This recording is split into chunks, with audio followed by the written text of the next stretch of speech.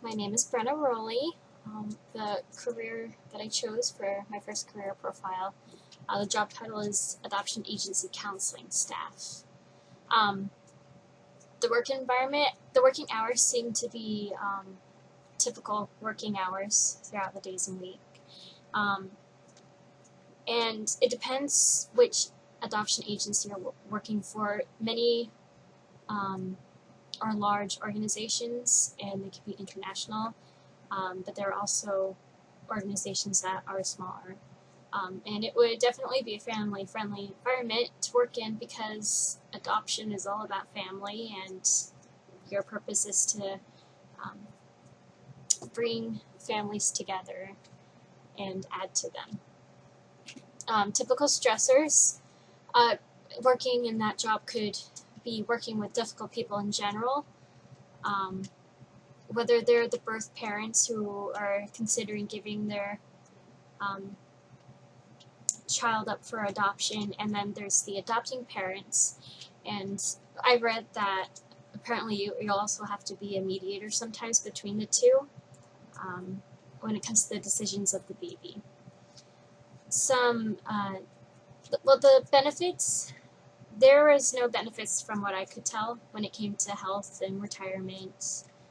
But I could say there's an emotional benefit, or personally, I would find it beneficial to me, being able to get the wonderful feeling of making families whole, and happy and feel good about their decisions that they make of the child. Common job tasks. The counseling staff at an adoption agency works directly with clients, like the birth parents and the adoptive family. Adoption agency counseling staff job titles consist of adoption counselor, a birth mother advocate, adoption consultant, or hotline counselor.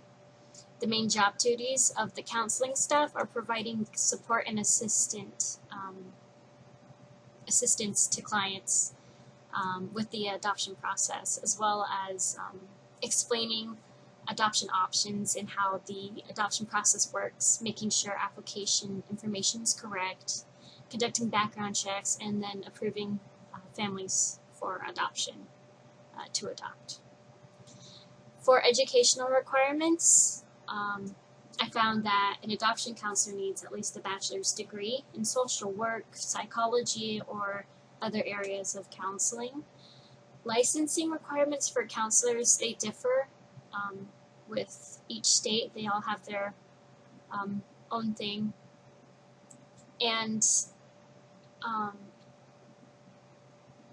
they also depend on the job title and the location that you're working in. In most states, it is required to pass the state-administered examination to have job titles like licensed marriage and family therapist or the clinical social worker. The starting salary, but I had trouble finding salary because, when it comes to counseling staff, there are different positions. So it would obviously be different with each position if you're staff or if you're a social worker or a community service manager. But it says here that social and community service managers earned a median annual income of $59,970 per year.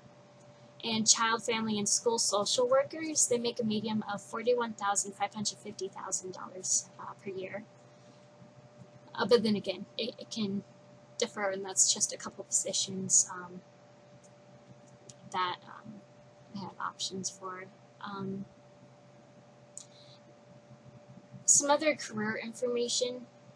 Staff at adoption agencies, they work within the larger field of social and community service workers and managers. And it's expected to grow faster than the average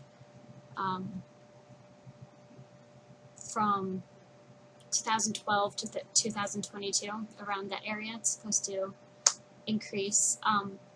The child's family and school social workers, they're gonna looks like we're gonna see a 15% increase.